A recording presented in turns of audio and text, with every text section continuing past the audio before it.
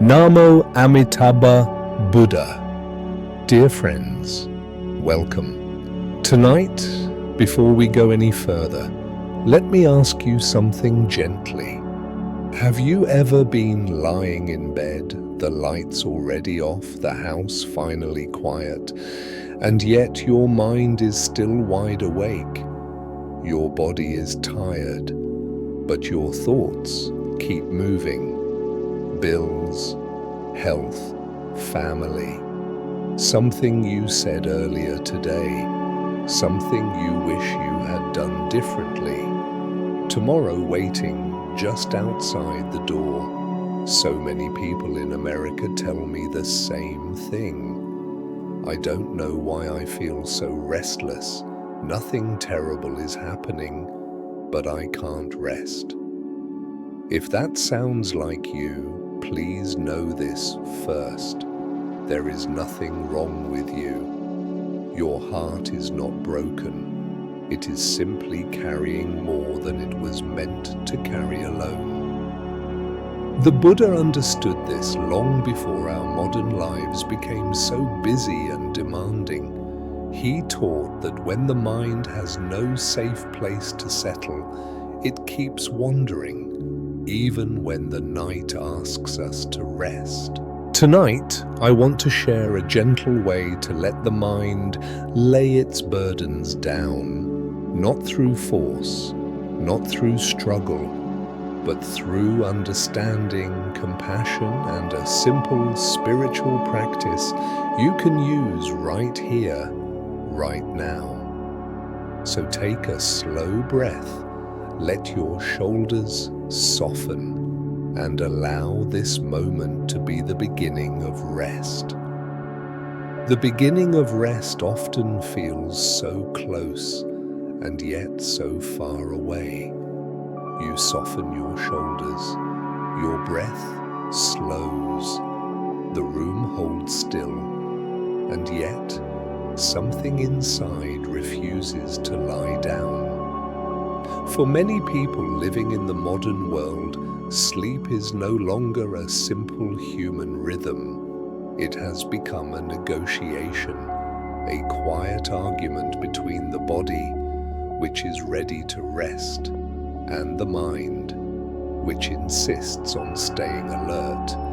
You can feel it in the small details, the glow of the phone left face down on the nightstand, the clock numbers too bright in the dark, the subtle tightening in the chest that returns the moment the house grows silent. When the noise of the day fades, the noise inside often grows louder.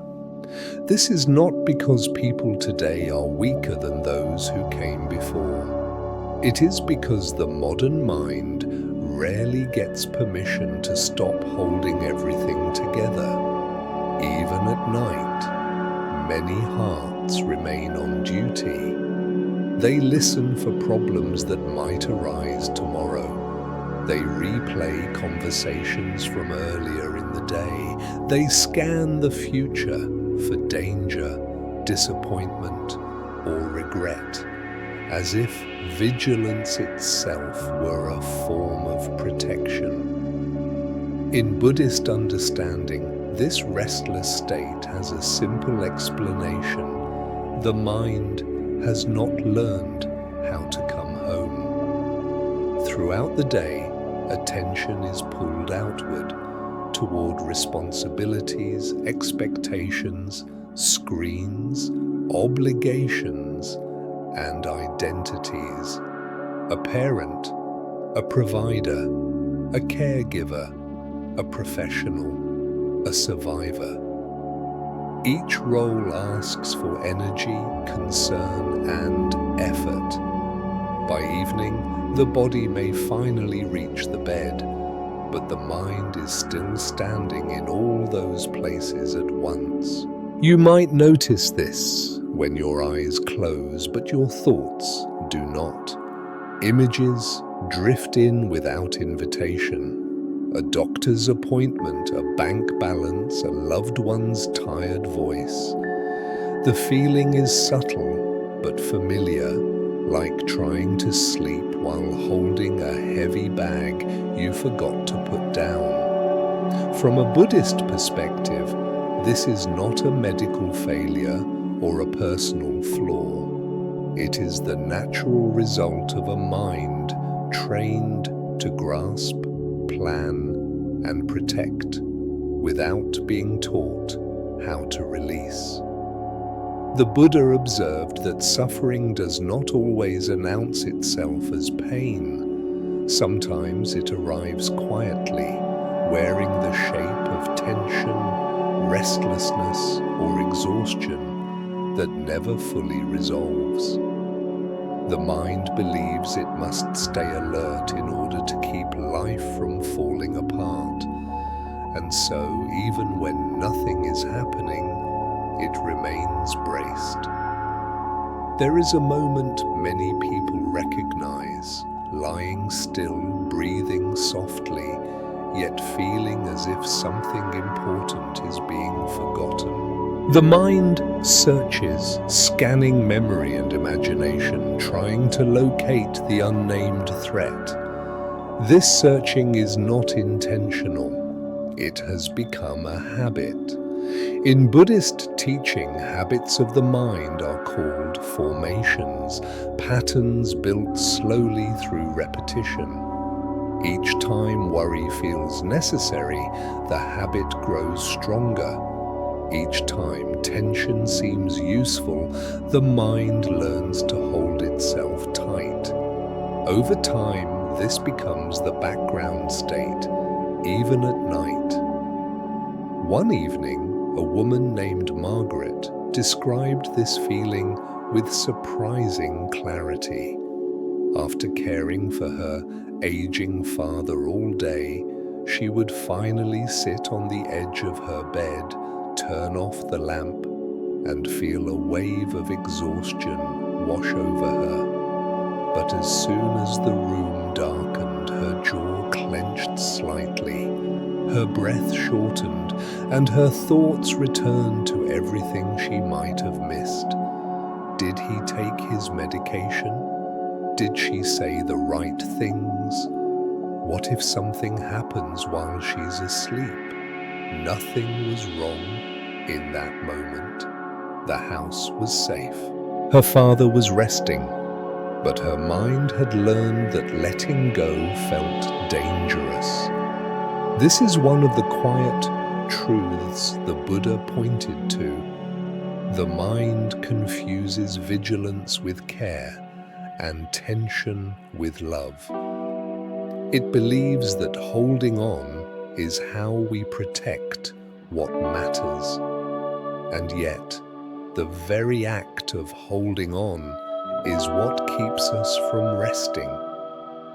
In Buddhist language, this is called clinging, not to objects alone, but to roles, outcomes, identities, and imagined futures. Clinging does not look dramatic. It looks like responsibility carried too far into the night. It looks like love that has not learned how to trust the moment.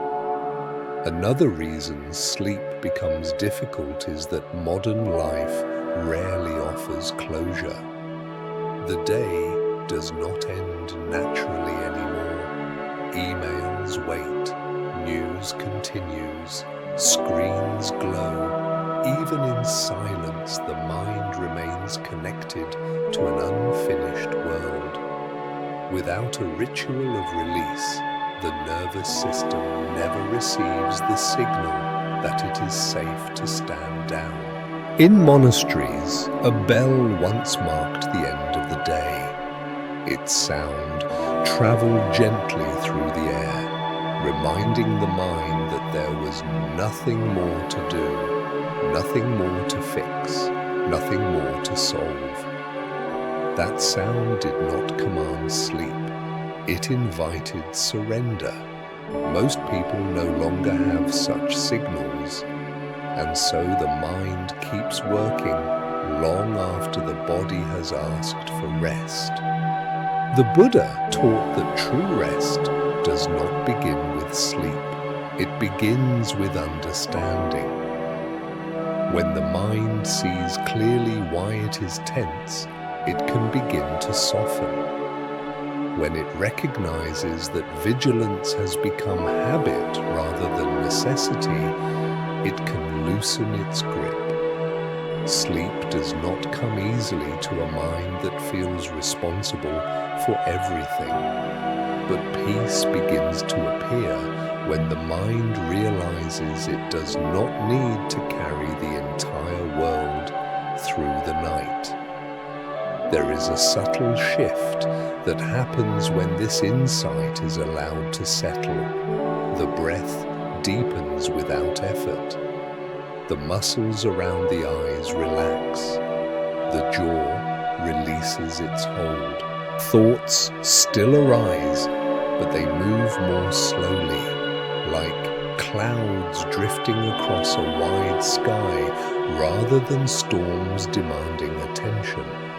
This understanding does not fix life. It does not erase responsibility or love. It simply places them where they belong, in the daylight, where action is possible. At night, the mind was never meant to guard the future. And when this truth begins to feel real, not just understood, but felt, the heart becomes ready for a gentler way of resting. There is a quiet moment when the mind begins to realize it cannot carry everything through the night. The breath slows, the body softens just enough, and in that small opening, a deeper question arises.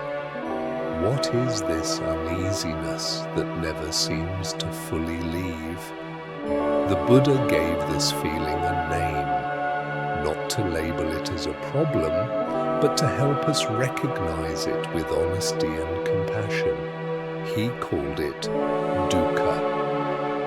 Dukkha is often translated as suffering, but that word can sound too heavy, too dramatic. What the Buddha was pointing to is much closer to what many people feel when sleep won't come. A sense of something being slightly off, a pressure behind the eyes, a restlessness in the chest, a feeling that life requires more holding than the heart can manage. Dukkha is the unease of carrying things that were never meant to be carried alone. It shows up when the house is quiet and the day is done, when the phone is finally still and the mind begins to speak. Thoughts drift in like guests who arrive uninvited. Some are loud, some are familiar, some are old memories that still know where the heart is tender. The Buddha did not teach that dukkha means life is broken. He taught that dukkha is part of being human when the mind does not yet understand how to rest. One night, a man named David described this experience without knowing its name. He said that when he lay down, his body felt heavy, but his mind stayed alert, like a guard on duty. He had done everything right, worked hard, cared for his family, stayed responsible. Yet when the lights went out, his chest tightened and his thoughts circled the same questions again and again. What if I fail them? What if something goes wrong? What if I'm not doing enough? Nothing was happening in that moment. No danger, no crisis. But dukkha was present, not as pain, but as tension that refused to dissolve. The Buddha explained that dukkha does not come from the world itself. It comes from the way the mind relates to the world. The mind wants things to stay certain. It wants effort to guarantee outcomes. It wants love to prevent loss. When reality does not obey these wishes, the mind tightens its grip. That tightening is dukkha. In the stillness of night, when there is no distraction left to chase, the grip becomes easier to feel. The shoulders hold, the jaw clenches, the breath becomes shallow. The mind reviews the day as if one more careful inspection might finally bring peace. But peace does not arrive through inspection. The Buddha noticed something deeply kind and radical. The mind does not need to be forced into calm. It needs to be understood. Dukkha arises because the mind is constantly leaning forward, toward what might happen next, toward what could be lost, toward what must be protected. Even rest becomes another task, another thing to get right.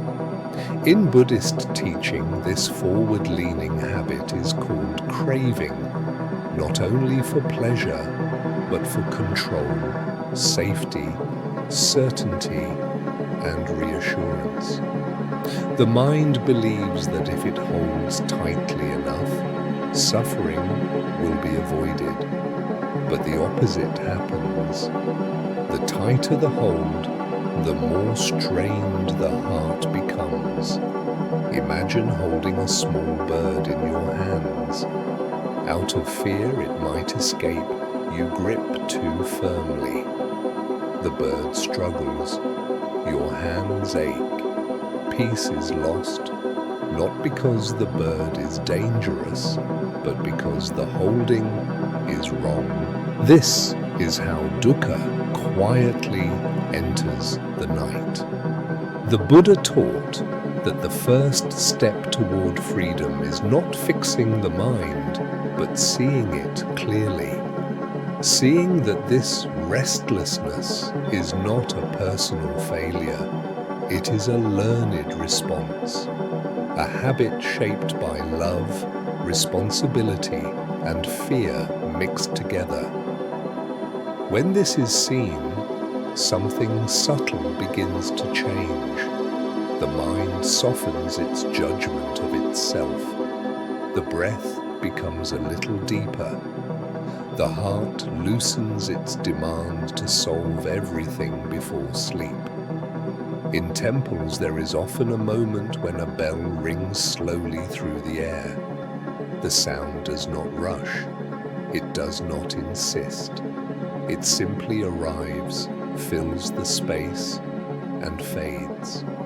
Nothing needs to be done with it. The mind listens, and in listening, it rests. The Buddha's teaching on dukkha is like that bell. It does not accuse, it does not command. It simply helps the mind recognize the source of its unease, so it no longer has to wrestle with it in the dark. When the mind understands that dukkha is a condition, not an identity, it begins to release its grip. The body responds almost immediately. The forehead smooths, the shoulders lower, thoughts slow their pace, no longer demanding immediate answers. This is not enlightenment. It is something much gentler. It is the beginning of kindness toward oneself. The Buddha did not promise a life without difficulty. He offered something more realistic and more compassionate, a way to meet difficulty without being crushed by it, a way to allow the mind to rest even when life remains uncertain. As this understanding settles, the night feels less like a test and more like a shelter. The bed becomes a place of refuge rather than a battleground. Thoughts may still arise, but they no longer shout. They pass more quietly, like leaves floating down a slow-moving stream. Dukkha does not disappear because it has been defeated. It softens because it has been understood. And when understanding replaces resistance, the heart becomes ready to learn something even deeper: how to let go without fear, and how to rest without needing the world to be perfect first. As understanding settles in, another truth quietly comes into view. Even when the mind knows why it is restless, something still keeps it awake. Not noise, not fear alone, but a kind of invisible holding that never loosens its hands. The Buddha spoke gently about this. He said that beneath uneasiness lies clinging, the habit of holding on long after holding no longer helps. Clinging is rarely loud. It does not announce itself. It hides inside good intentions, responsibility, love, loyalty, the wish to do right by others, the wish to be strong. At night, clinging reveals itself in the smallest movements. The way the chest tightens when a thought about tomorrow appears.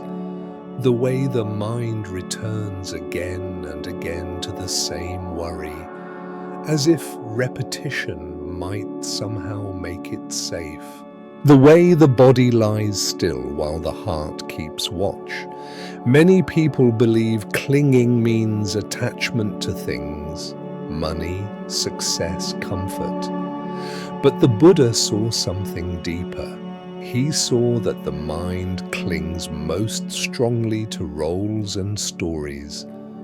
Who you must be, what you must prevent, what you cannot allow to happen. A father lies awake because he believes he must always provide. A mother cannot sleep because she believes she must always protect. A caregiver stays alert through the night because love has taught the mind that rest equals neglect. One evening, a woman named Ellen described her nights this way. She would finally finish the dishes, turn off the kitchen light, and pause for a moment in the quiet. Her shoulders ached, her hands felt heavy. But as soon as she lay down, her thoughts began listing everything she still needed to manage. Her aging mother's health, her adult son's struggles, the unspoken belief that if she let her guard down, something precious might slip away. Her mind was not cruel, it was devoted, and yet devotion had turned into clinging. The Buddha taught that clinging does not come from selfishness. It comes from fear mixed with love. The mind believes that by holding tightly, it can keep loss away. It believes that vigilance equals care. But this belief quietly drains the heart. Imagine carrying a glass of water across a room. At first, the hand is steady, but if you hold it too long, too tightly, the muscles begin to tremble. The water spills not because you didn't care, but because the grip never softened. This is how clinging works in the mind. At night, when there is nothing left to distract us, the holding becomes obvious. The jaw tightens, the breath shortens, thoughts refuse to drift. The mind stays awake, guarding a future that does not yet exist. In Buddhist teaching, clinging is described as the root that feeds restlessness. The mind clings to certainty, to outcomes, to identities. It clings to being the one who fixes things, the one who holds everything together, the one who cannot afford to fall apart. But here is the quiet truth the Buddha offered. Clinging does not prevent suffering, it only prevents rest. There is a moment when this truth touches the heart, not as an idea, but as a feeling. The body recognizes it before the mind does. The shoulders ache, the forehead tightens, the breath feels trapped behind the ribs. The body is asking to be put down, just like a heavy bag carried too far. Clinging often shows up as mental rehearsing. The mind plays scenes from the future, trying to prepare for every possible outcome. It imagines conversations, mistakes, emergencies. It tells itself that this planning is necessary, that letting go would be irresponsible. But the Buddha observed something simple and liberating. The future cannot be controlled by thinking about it at night. When this realization begins to sink in, the mind hesitates, just for a moment. It questions its own urgency, and in that hesitation, space appears. In temples, there is often an image of a lotus rising from muddy water. The lotus does not fight the mud. It does not cling to it. It grows upward, naturally, releasing what no longer serves its opening. This image was used not to inspire effort, but to remind the heart that release is part of growth. The Buddha did not ask people to abandon their responsibilities. He asked them to see when responsibility turns into self-punishment, when care turns into tension, when love turns into fear. Clinging feels like safety, but it is not rest. The mind clings because it does not trust that life can be held without constant supervision. It does not trust that goodness can continue while it sleeps. It does not trust that love remains present even when vigilance relaxes. This is why sleep feels impossible for so many caring, devoted people. But when the mind begins to understand clinging, something gentle happens. Not all at once, not dramatically. The grip loosens by a single degree. The breath deepens slightly. The jaw softens without instruction. The heart does not let go because it has been ordered to. It lets go because it has been understood. The Buddha taught that freedom begins when the mind sees that holding on is optional, that care does not require tension, that love does not need constant alertness, that rest is not abandonment. When this understanding reaches the body, even briefly, the night changes its texture. The darkness feels less threatening. The silence feels less empty. Thoughts still arise, but they do not demand immediate response. They pass like distant traffic, heard but not followed. Clinging loosens not because it has been defeated, but because it has been thanked. Thanked for trying to protect, thanked for caring so deeply, and gently invited to rest. This is not a command to let go.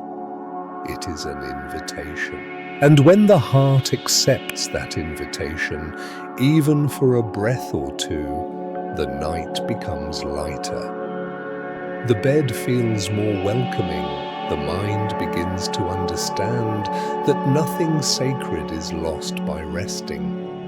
In that understanding, a new possibility appears, one where the heart can learn to release without fear, and the mind can discover a softer way to stay present without holding the entire world through the night. Something gentle begins to happen when the heart realizes it does not have to hold forever. The grip softens. The breath finds a little more space, and in that softening, the mind becomes ready to understand one of the Buddha's most compassionate teachings. He called it impermanence. Impermanence is often misunderstood as a harsh reminder that everything will be lost. But when truly understood, it becomes a source of deep comfort. It whispers to the exhausted heart that nothing, no pain, no fear, no sleepless night, is fixed in place. Everything moves, everything changes. Even this moment, at night, when worries feel endless, the mind tends to believe they are permanent. A concern from earlier in the day stretches itself into the dark, convincing the heart that it will never loosen its hold. But impermanence tells a different story. It reminds us that thoughts rise and fall just like breath. Emotions arrive and pass like weather across an open sky. One quiet evening, as rain tapped softly against a window, a man named Thomas sat in his bedroom chair, unable to sleep. His mind felt heavy with uncertainty about his job and his health. The future looked like a long corridor with no doors. But as he listened to the steady rhythm of rain, something shifted. Each drop landed, lingered for a moment, and disappeared. The sound did not stay. It kept changing. That simple observation opened a small door inside him. The Buddha taught impermanence not to create detachment, but to relieve the mind of unnecessary weight.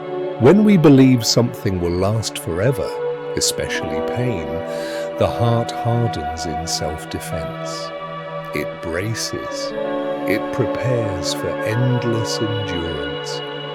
But when the mind remembers that all conditions change, the heart no longer needs to armor itself so tightly.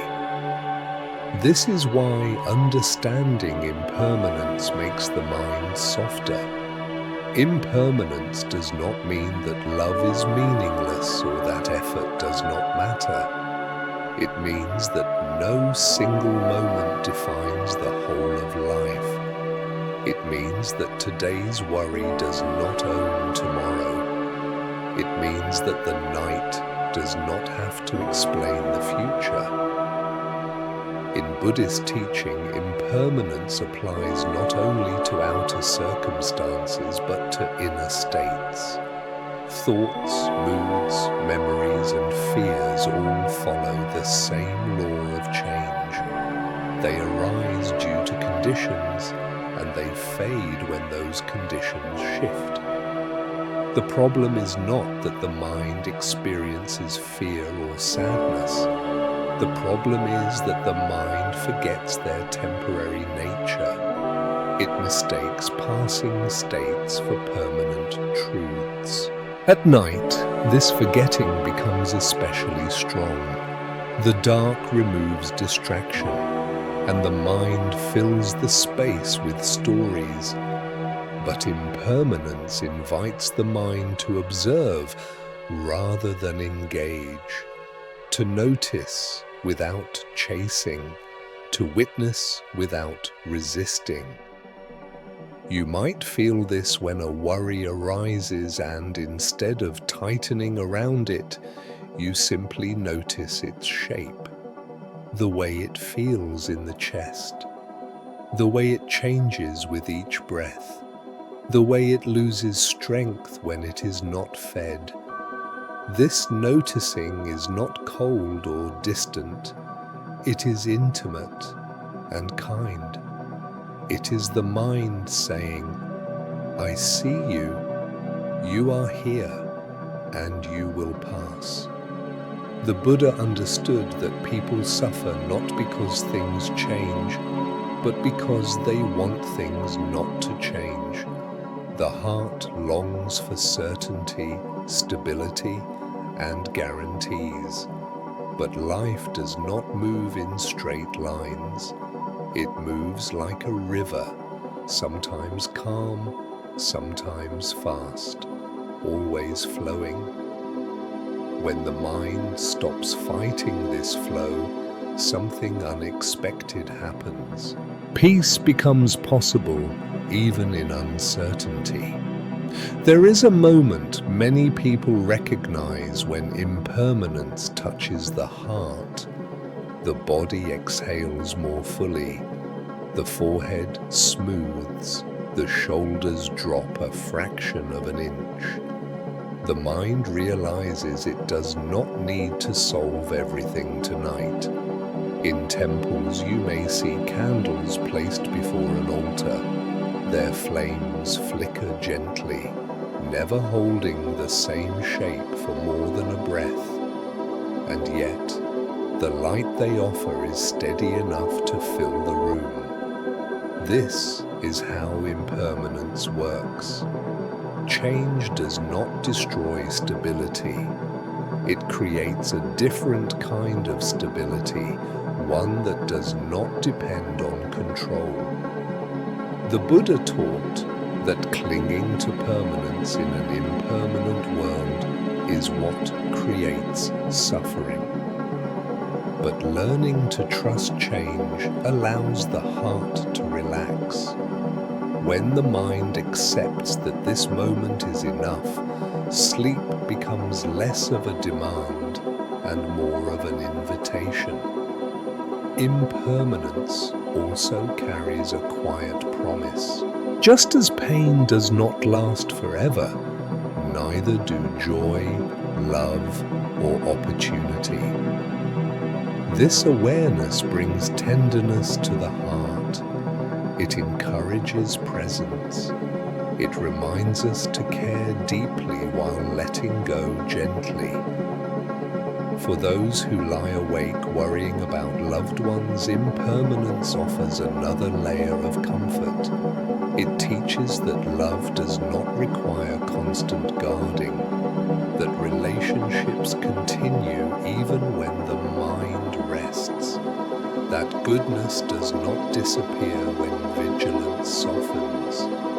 The mind often believes that letting go means losing, but impermanence reveals that letting go simply means allowing life to move as it already does. At night, when thoughts slow and the world grows quiet, this teaching becomes especially powerful. The mind no longer has to wrestle with each worry. It can watch them arise and fall like waves touching the shore. You may notice that as this understanding settles, the body responds naturally. The breath deepens, the heartbeat steadies, the muscles release their hold. Sleep begins to feel closer, not because problems have vanished, but because the heart has stopped demanding that everything be fixed before rest is allowed. Impermanence does not ask you to stop caring. It asks you to stop carrying what cannot be held. When the mind truly understands this, even briefly, the night feels less heavy. The darkness feels less threatening. The silence feels less demanding. And in that softened space, the heart begins to trust that rest is not a mistake. It is simply another moment in the gentle, changing flow of life, a moment that will pass, just like all the others, leaving behind what is needed for the morning to come. Even as the heart begins to soften, a quiet frustration sometimes appears. You understand the teachings. You see the truth of impermanence. You recognize clinging in your own life. And yet, when the night comes, the mind still refuses to rest. This is a moment many sincere people encounter. A moment when understanding feels clear, but peace feels distant. The body lies down, the lights are off, and the breath slows. Yet something inside keeps moving, as if knowledge alone were not enough to bring stillness. The Buddha understood this deeply. He never taught that insight alone would quiet the mind. He taught that understanding is only the beginning. There is a difference between knowing a path and having walked it often enough for the body to trust it. You may notice this difference in simple moments. You know intellectually that a warm cup of tea can calm you. But until you actually hold it, feel the heat, and take a slow sip, the body remains unchanged. In the same way, the mind may understand wisdom while the nervous system still waits for proof. At night, this gap becomes clear. A woman named Susan once described it this way. She had read books on mindfulness and listened to many teachings. She could explain impermanence beautifully. But when she turned off the lamp and lay down, her stomach tightened and her thoughts raced. "I know these thoughts will pass," she said, "but my body doesn't seem to believe it." Her words carried quiet honesty. The Buddha taught that suffering continues not because people fail to understand, but because the mind has been trained for years, sometimes decades, in a different direction. It has been trained to react, to anticipate, to solve, to protect. These habits do not dissolve simply because truth is recognized. In Buddhist teaching, this is where practice becomes essential. Understanding is like seeing a calm lake in the distance. Practice is the slow walk toward it. The body and mind must experience calm repeatedly before they trust it enough to settle. The Buddha spoke of this using the image of training an animal. A wild horse does not become gentle because it hears a kind voice once. It learns through patient repetition, through safety, through consistency. The mind is no different. It has learned restlessness through repetition, and it learns peace the same way. At night, the mind often returns to its old training. It believes that staying alert is safer than relaxing. It believes that thinking equals control. So even when understanding is present, the mind continues its familiar movements.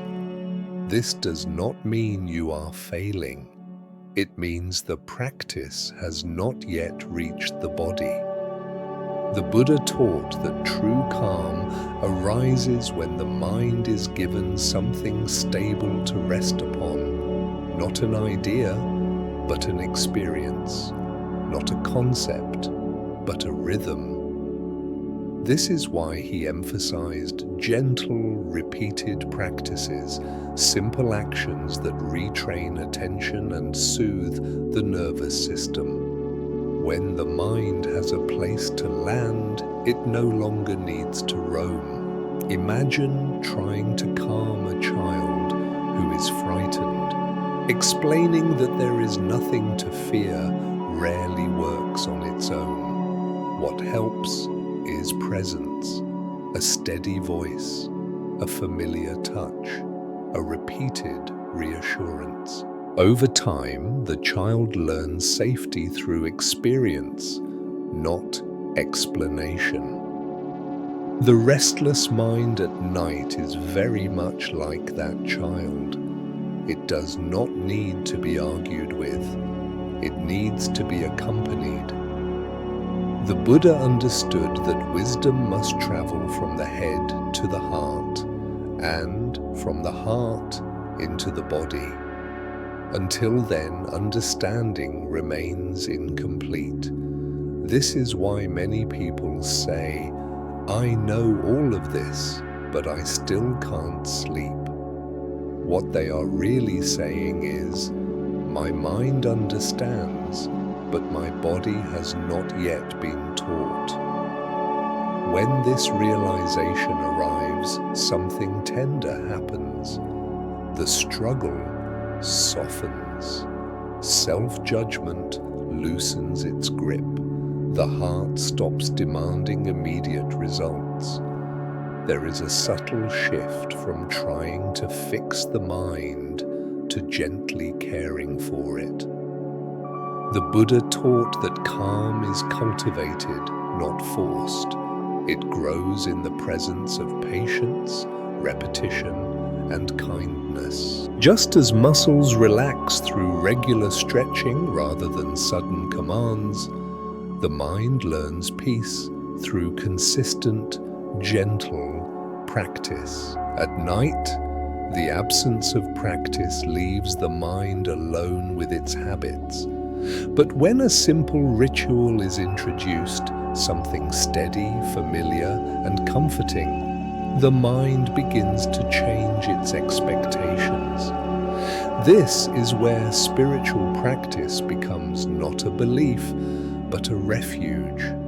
The mind learns, slowly, that there is a place it can return to, a rhythm it can follow, a sound or phrase or breath that signals safety.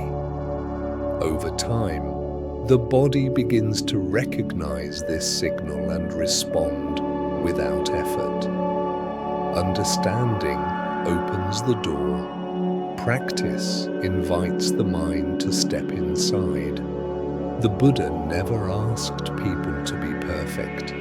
He asked them to be patient, to return again and again to what is wholesome and calming, to trust that change happens through repetition, not pressure. When this truth is accepted, nights become less confrontational. Instead of asking, "Why am I still restless?" the heart begins to say, "It's okay, I'm learning." The mind does not need to be conquered. It needs to be guided. And when understanding is paired with a gentle, embodied practice, the gap between wisdom and rest slowly closes. The body begins to feel what the mind already knows. That peace is not something to be achieved. It is something to be remembered again and again, until the whole being learns how to rest. There comes a moment when the heart is ready for something simple, not another explanation, not another idea to understand, but a place to rest. This is where chanting the Buddha's name gently enters, not as a request, not as a bargain, and not as a superstition, but as an act of care for a tired mind. Many people misunderstand chanting. They imagine it as asking for favors or hoping a distant power will fix what feels broken. But the Buddha never taught chanting as a way to beg. He taught it as a way to gather the mind, to give attention a home when it has been wandering too long. When the mind has no place to settle, it keeps moving. When it is given a steady refuge, it naturally grows quiet. Chanting works because it offers the mind something trustworthy to hold, something gentle, steady, and familiar. The sound becomes like a soft lamp in a dark room. Nothing dramatic changes, but suddenly the space feels safer. You may notice this if you quietly repeat a simple phrase. The jaw loosens, the tongue relaxes.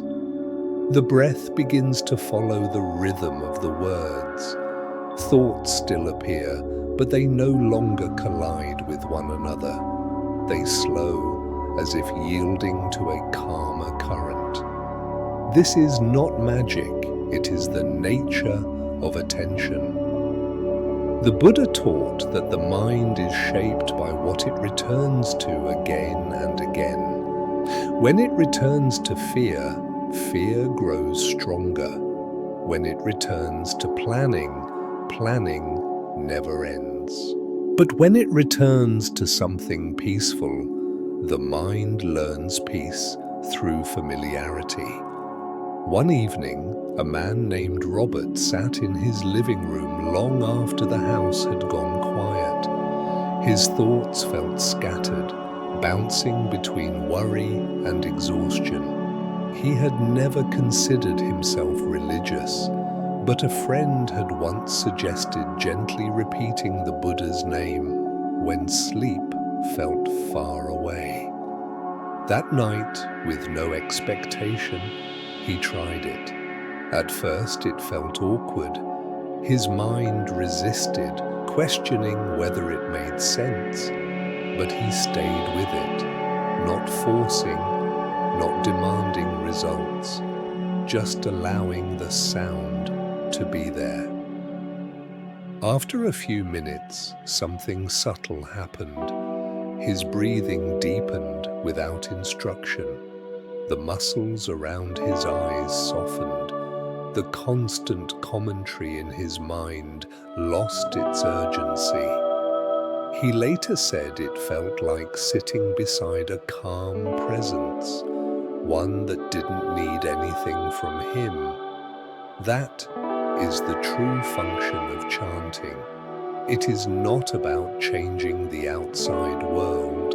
It is about changing the relationship the mind has with itself. In Buddhist understanding, the Buddha represents awakened qualities that already exist within every human being.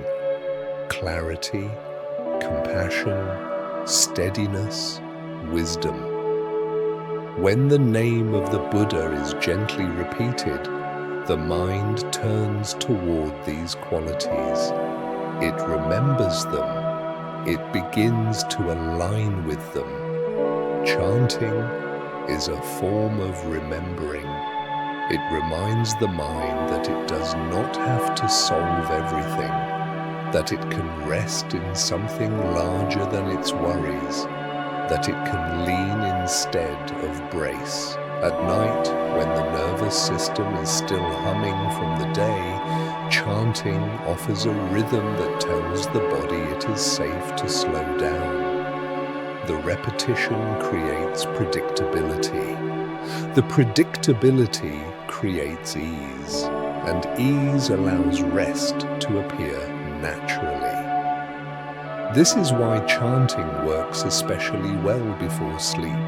It does not stimulate the mind, it soothes it.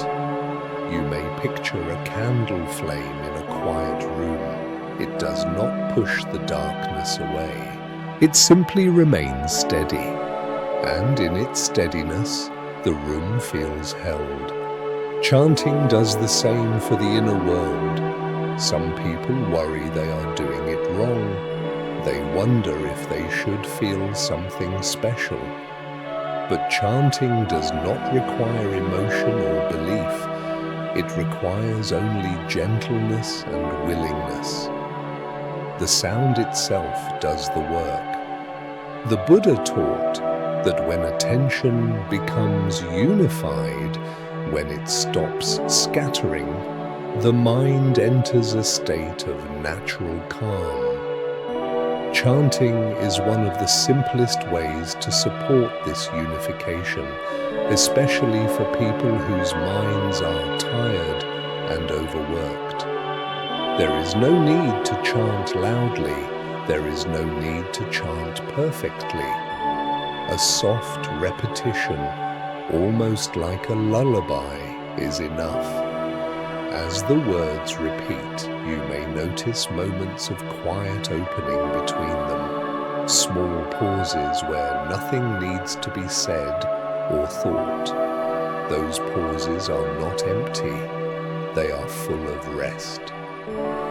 This practice also carries a quiet kindness toward oneself. Instead of criticizing the mind for being restless, chanting offers it companionship. Instead of demanding silence, it provides guidance. The mind feels supported rather than corrected. This is why chanting is not about asking for peace. It is about making space for peace to arrive. The Buddha never asked people to struggle against their thoughts. He taught them to gently redirect attention again and again toward what is wholesome and calming. Chanting is one way of doing this, especially when the mind feels too tired for complex practices. Over time, the mind begins to associate the sound with safety. The body learns that when the chanting begins, it is allowed to rest.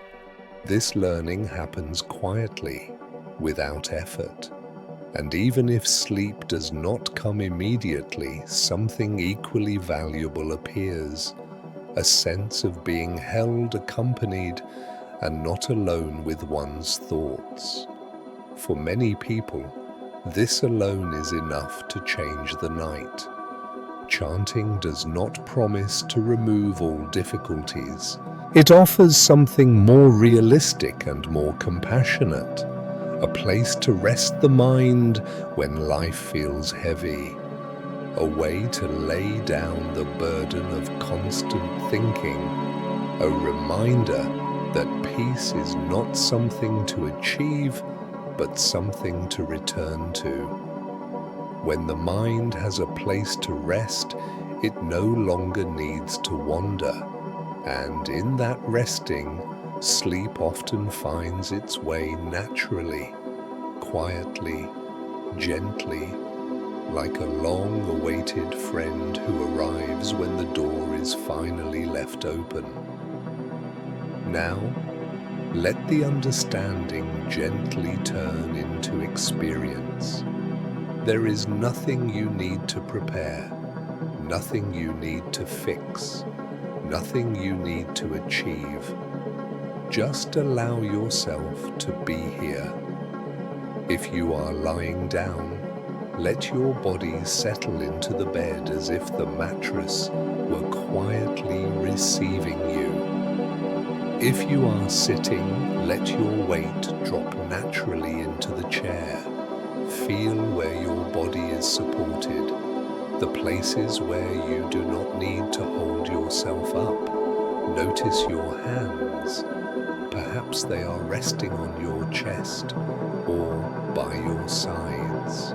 Let the fingers uncurl a little, as if they are learning how to rest after a long day of working.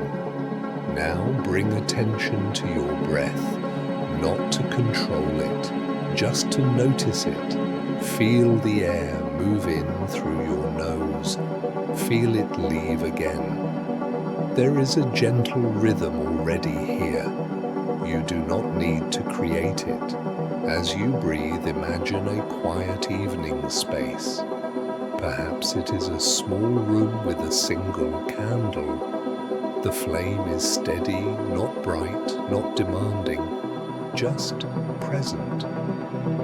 With each breath out, imagine the light softening the edges of the room. If thoughts arise, that is okay. Let them be like distant sounds, cars passing far away, heard but not followed. You do not need to invite them closer, and you do not need to push them away. Now, very gently, introduce a soft repetition into your breathing. As you breathe in, allow a quiet sense of presence. As you breathe out, softly repeat the name of the Buddha in your heart. You may whisper it, or you may let it sound silently inside. There is no right volume, there is no correct speed. Let it move at the pace of your breath. In, out. The sound flowing with the breath, like a lullaby the mind can lean into. Notice what happens in your body as you continue. The jaw may soften. The tongue may rest more easily. The muscles around the eyes may release their effort. If the mind wanders, that is not a mistake. Each time you notice it has drifted, gently return to the sound, not with frustration, with kindness, as if guiding a tired child back to bed. This returning is the practice. You may feel moments where the sound fades and there is just breath, or moments where the sound becomes clearer and steadier. Let both be okay. There is no need to choose. As you continue, imagine that each repetition is placing something down, a concern, a responsibility, a worry you carried all day. One by one, they are set aside, not forever, just for tonight. You are allowed to rest. If emotions arise, sadness, tenderness, or relief, let them move through you like a gentle wave. Feel where they live in the body, perhaps in the chest, perhaps in the throat. Let the breath pass through those places without resistance. The Buddha taught that when attention becomes unified, the mind naturally grows calm. This calm is not forced. It arrives on its own when the mind no longer has to scatter. You may notice small pauses between breaths, tiny spaces where nothing needs to be done. Rest there when they appear. In those pauses, there is no past to fix, no future to manage, just this quiet moment holding you. If it helps, imagine the sound of a distant bell, slow, spacious, fading gently into silence. Each ring arrives fully, then disappears without effort. The mind listens, and in listening, it rests. Continue the repetition softly. Let it be as gentle as falling leaves. You may feel the weight of your body becoming heavier, sinking more deeply into support. The shoulders drop, the lower back releases. The legs grow warm and still. If sleep comes, let it come. If it does not, that is okay too. The purpose of this practice is not to force sleep, but to offer the mind a safe place to rest. Sleep often follows when it is no longer demanded. As the repetition continues, you may sense a quiet companionship, as if you are not alone with your thoughts anymore, as if something steady is sitting beside you, asking nothing. This sense of being accompanied is important.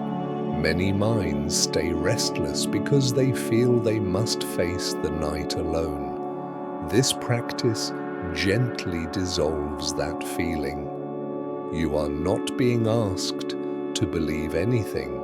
You are simply being invited to rest your attention in something kind and steady. If thoughts about tomorrow appear, acknowledge them gently. I see you. Then return to the sound. If memories from the past surface, let them drift through like old photographs. You do not need to step inside them. Each return strengthens the habit of calm. Each breath teaches the body that it is safe to soften. After some time, you may notice that the sound begins to repeat itself without effort. The breath flows on its own. The mind no longer needs to guide each step. This is the body learning rest. If your awareness fades, allow it. If you drift towards sleep, let yourself drift. And if you remain awake, continue gently. There is no hurry. Before letting the practice carry you further, take a moment to sense gratitude, not for anything specific, just for this pause, this moment where nothing is required of you. Offer a quiet wish in your heart for yourself and for others. May all who are tired tonight find rest. May all who are anxious feel supported. May all who are carrying too much be allowed to lay it down. Let the repetition continue softly, or let it fade if it wishes. The night is no longer something to endure. It is a place to rest. And whatever happens next, sleep or quiet wakefulness, you have already done enough. You are allowed to be held by this moment. Let the gentleness you have cultivated begin to widen. The breath remains slow. The body rests where it is supported. And from this quiet center, the heart naturally turns outward. This is the moment of dedication. In Buddhist tradition, whatever calm, clarity, or kindness has been touched, even briefly, is never meant to be kept for oneself alone. When the heart shares what it has found, that goodness deepens. It becomes warmer, more alive. You may notice this instinctively. When peace appears, even for a moment, the mind thinks of someone else, a loved one who is tired, a friend who is struggling, a family member whose name carries a soft ache. Let one person come gently to mind now, not with effort, not with urgency. Just allow the image to rise. You might see their face as it was the last time you spoke, the lines around their eyes, the familiar shape of their smile. Or perhaps you only feel their presence like a warmth in the chest. There is no need to judge who appears.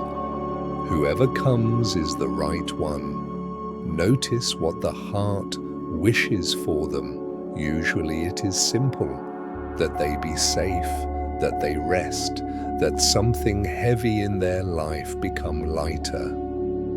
Dedication is the act of letting that wish move outward.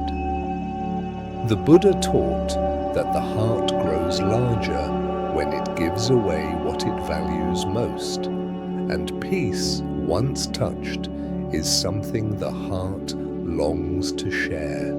Gently, in your own words or in quiet intention, offer the calm of this moment to them. May you be at ease. May your worries soften. May your body find rest tonight. You do not need to picture anything happening. Intention is enough. In Buddhist understanding, intention is the seed from which all goodness grows. If more people appear, parents, children, partners, friends, let them come. There is room for all of them. The heart does not run out of kindness by sharing it. For many people, this moment touches something very deep, especially when thinking of those who are suffering or far away, especially when thinking of those we love but cannot protect from everything. A man named James once spoke about this practice after a long day caring for his mother. As he sat quietly at night, he felt the familiar weight of worry. But when he began to offer his calm to her without trying to fix her situation, his chest softened. The worry did not disappear, but it changed shape. It became love without tension. This is one of the quiet miracles of dedication. It transforms helplessness into connection. The Buddha understood that many hearts suffer not only because of their own pain, but because they feel the pain of others so strongly. Dedication gives that empathy somewhere to go. Instead of circling endlessly in worry, the heart releases care into intention. You may feel a subtle warmth spreading through the chest as you continue, or a quiet tenderness behind the eyes. Let whatever arises be welcome. Now, if it feels right, widen the circle a little further. Think of someone who is ill, someone facing uncertainty, someone lying awake tonight just as you were. You may not know their name, you may never meet them. That is okay. Offer them the same gentle wish. May you be free from fear. May your body be supported. May your heart feel less alone. In Buddhist teaching, dedication is not about transferring something you possess. It is about aligning the heart with compassion. When the heart rests in compassion, it becomes lighter, more stable, more peaceful. This is why dedication is considered a practice of wisdom, not sentiment. You may notice that as you offer peace to others, your own mind becomes quieter. The breath deepens. The body feels held. The heart realizes it does not need to carry everything by itself. Dedication does not weaken you, it steadies you. If there is someone you have lost, someone whose absence still visits you at night, you may gently include them too. Imagine offering them the calm of this moment, like placing a soft light beside them. There is no need to know where they are or what they need. Love finds its way without instructions. May you be at peace. May you be free. The Buddha taught that nothing wholesome is ever wasted. No moment of kindness disappears. No intention of care goes unnoticed.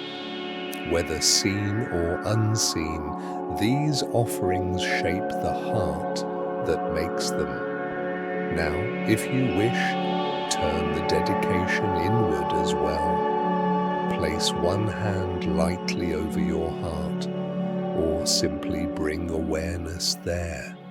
Notice the steady rhythm beneath your palm. Offer the same kindness to yourself. May I be gentle with myself. May I rest without guilt. May I be held by this moment. For many people, this is the hardest dedication to make. The mind is quick to give to others and slow to include itself.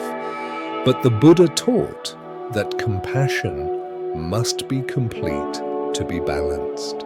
It must include the one who is offering it. As you include yourself, notice any resistance.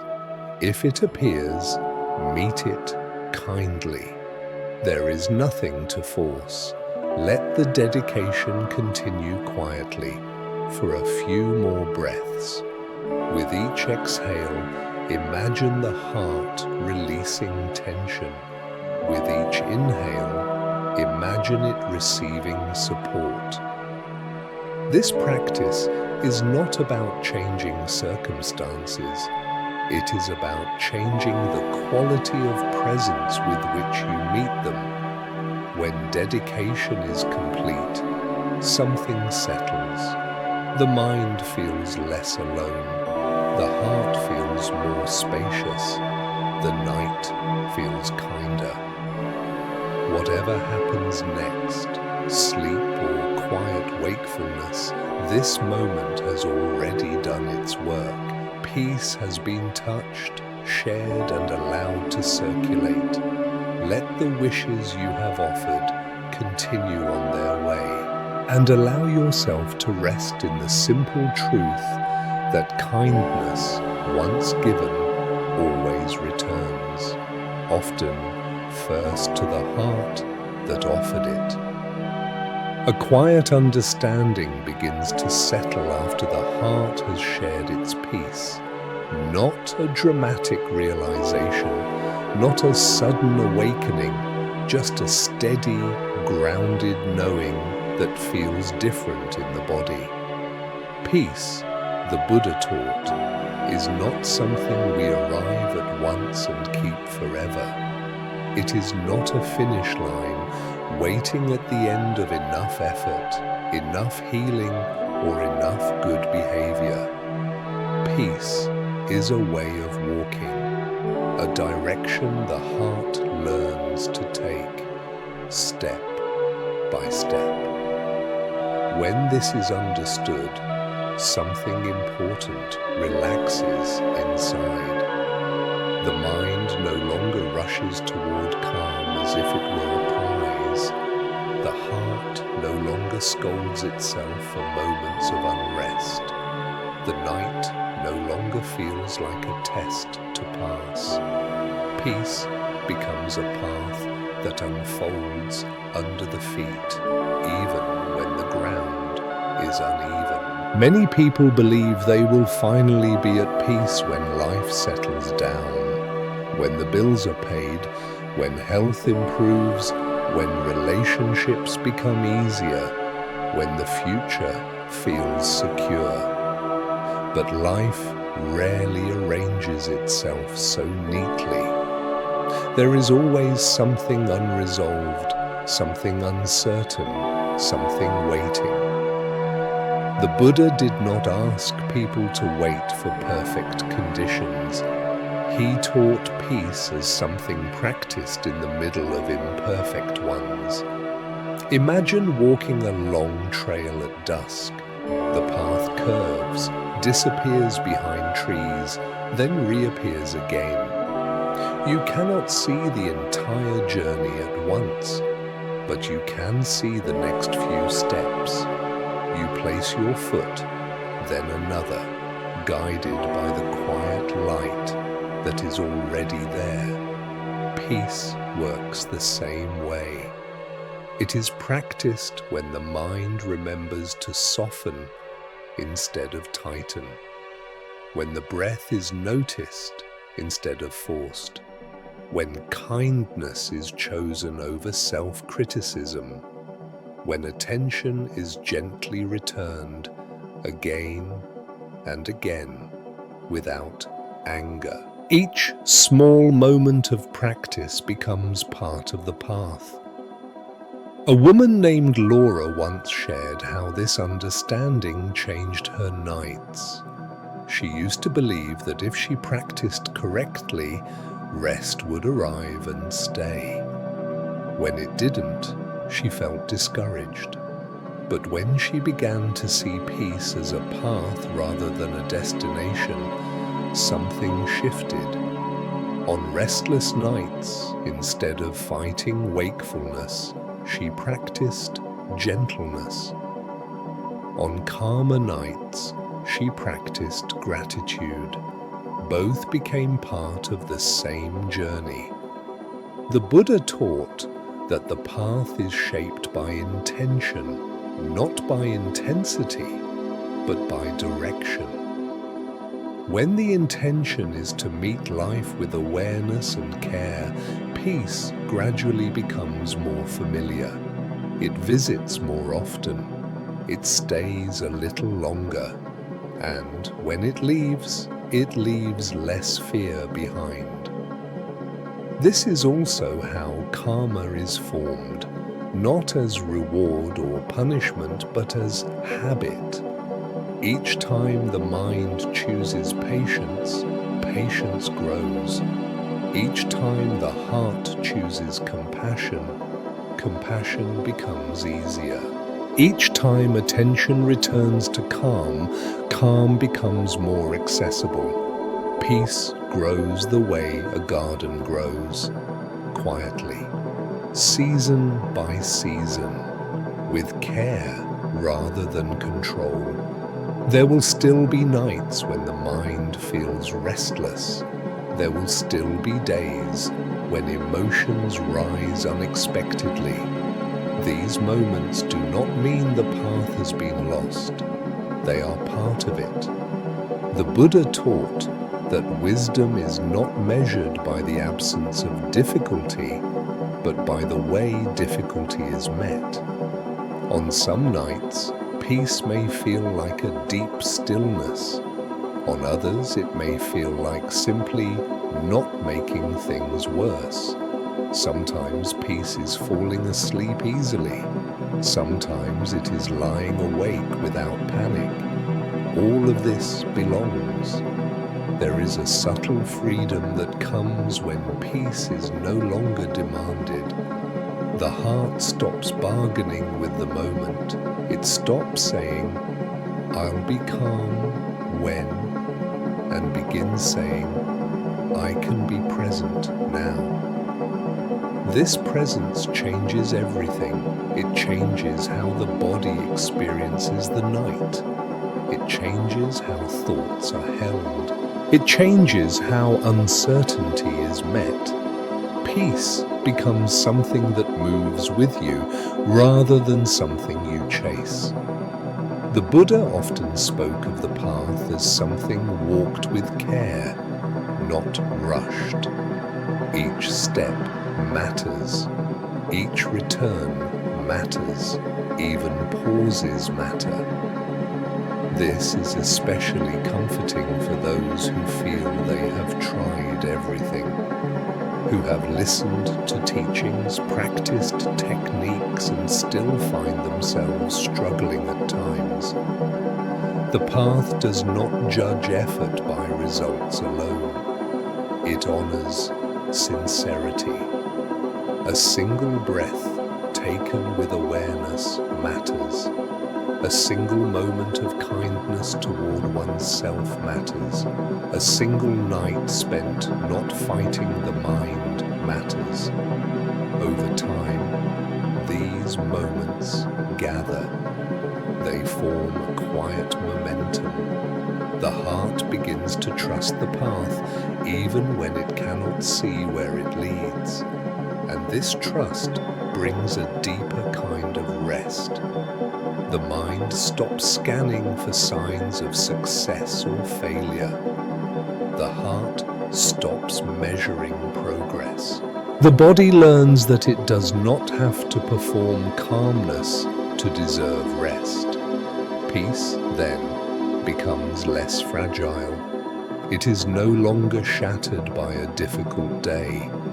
It is no longer erased by a restless night. It becomes something resilient, something lived rather than achieved. The Buddha did not offer peace as an escape from life. He offered it as a way to live life with less suffering and more clarity. A way to walk through change without being overwhelmed by it. When this teaching is allowed to settle, the night feels different. There is less urgency, less pressure to arrive somewhere else. The mind rests more easily in the present moment, whatever it contains. You may notice that even if sleep has not yet come, something has already shifted. The body is calmer, the breath is steadier, the heart feels less alone. That is the path revealing itself. Peace does not ask you to be perfect. It asks you to keep walking gently. Each night becomes another step. Each breath another turning toward ease. Each moment of awareness another sign that the path is already beneath you. And as long as you are willing to take the next step with kindness, you have not lost your way. You are already walking the path of peace, one quiet moment at a time. Tonight, something can finally be put down, not forever, just for now. The weight you have been carrying, the plans, the worries, the unfinished conversations, the quiet fears about tomorrow, can rest beside you instead of inside you. The night does not ask you to solve your life.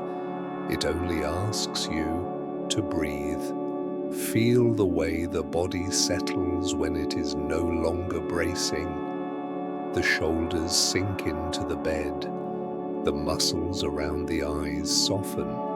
The breath moves without instruction. There is a gentle sense that nothing more is required of you in this moment. The Buddha taught that suffering eases not when everything is fixed, but when the heart stops demanding that everything be fixed before rest is allowed.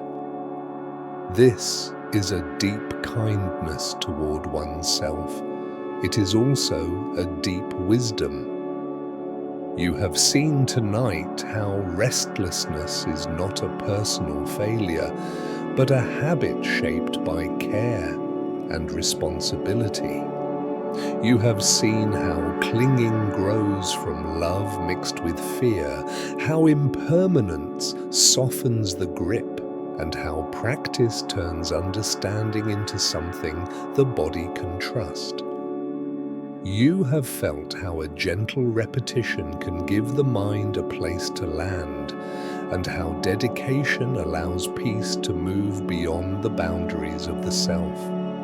All of this points to a simple truth. You do not have to carry the entire world through the night. The world will still be there in the morning. Your responsibilities will still exist. The people you love will still matter. Rest does not abandon any of this. It prepares you to meet it with a steadier heart. There is a quiet courage in allowing yourself to rest. It says, I trust that life can continue without my constant vigilance. It says, I am allowed to be human. It says, care does not require tension. If you notice resistance to this idea, meet it gently. That resistance has tried to protect you for a long time. Thank it, and then let it sit beside you instead of standing guard. The Buddha did not teach escape from the world. He taught a way to live in the world without being crushed by it. Tonight, you practiced that way, not perfectly, but sincerely, and sincerity is enough. As the night deepens, allow whatever comes next to come naturally. If sleep arrives, welcome it like a soft blanket settling over you. If wakefulness remains, let it be quiet and unforced. Both can be held with kindness. You might imagine a small light within the chest, not bright, not demanding, steady and warm. This light does not chase away the darkness. It simply reminds you that you are not lost within it. Take a moment now to offer a final wish. May you be safe. May your body rest. May your mind be gentle with itself. May the burdens you carry feel lighter by morning. And if your heart feels drawn to it, extend that wish outward once more. May those you love be protected. May those who are suffering find relief. May those who feel alone tonight feel accompanied. May peace touch places that words cannot reach. The Buddha taught that such wishes shape the heart over time. They soften it, they widen it. They make it easier to meet life without fear. Nothing sincere is ever wasted. If this practice has offered you even a small sense of ease, you are welcome to return to it again, night after night, breath after breath. Peace grows through familiarity, not force. And if you feel inclined, you may share this space with others who need it.